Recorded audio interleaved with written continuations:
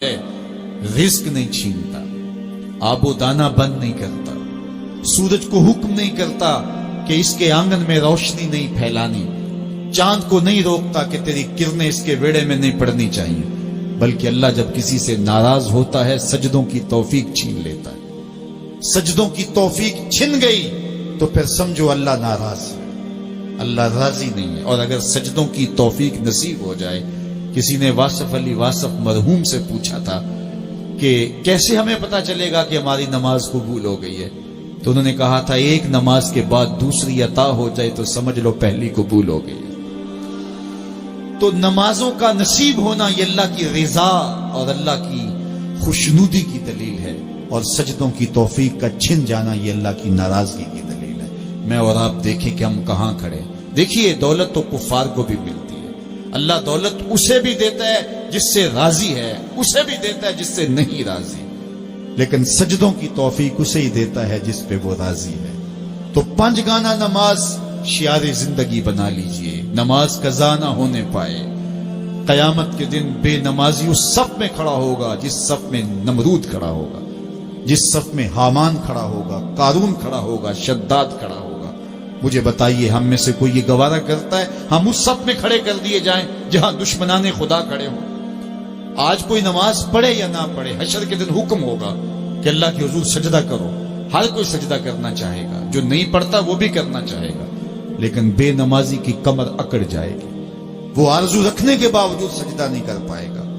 कुरान बताता है कुछ लोग जहन्नम को धकेले जा रहे होंगे, उन्हें कुछ लोग पूछेंगे मा सलकाकुम फी सकर, तुम जहन्नम को क्यों जा रहे हो, क्या हुआ तुम्हें? तो वो जवाब में क्या कहेंगे, लम नकु मिनल मुसल्लीन, हम नमाज नहीं पढ़ा करते थे। सबसे पहला हिसाब कयामत के दिन जो बंदे से लिया जाएगा वो नमाज का लिया जाएगा। पहला सवाल बंदे से यार, चिड़ियां भी रब की तस्बीह बोलें और अशरफुल मखलूकात सोया रहे।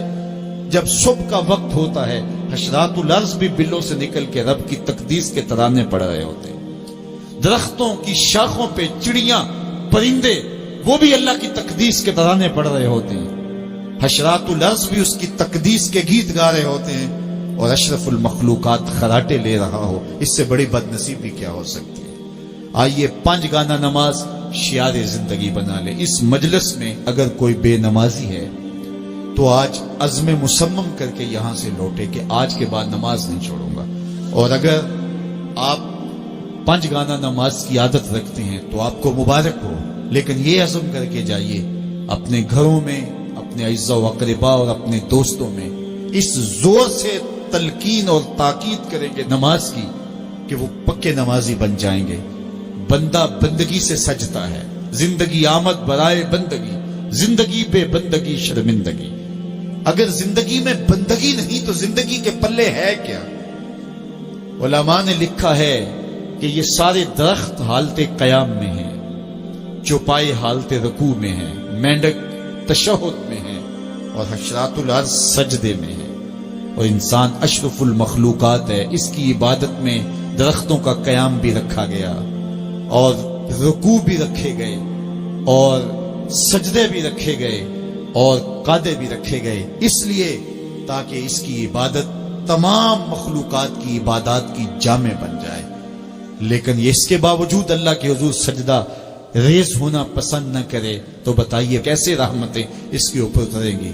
खुश नसीब तो वो हैं जो पांच गाना नमाज अदा करने के बाद तहज्जुद भी कज़ा नहीं होने देते, सजदों से अल्लाह के हुजूर हाजिरी पेश करते हैं। सबसे ज्यादा बंदा अल्लाह के उस वक्त करीब होता है जब सजदे में सर रखा हुआ होता है। इंसान के अशरफ आज़ा उसके सर में है, बोलने की कुव्वत जुबान सर में, देखने की कुव्वत आंखें सर में, सूंघने की कुव्वत नाक सर में, चखने की कुव्वत जुबान सर में, सुनने की कुव्वत कान सर में, सोचने की कुव्वत दिमाग सर में, और सर मालिक के दर पे।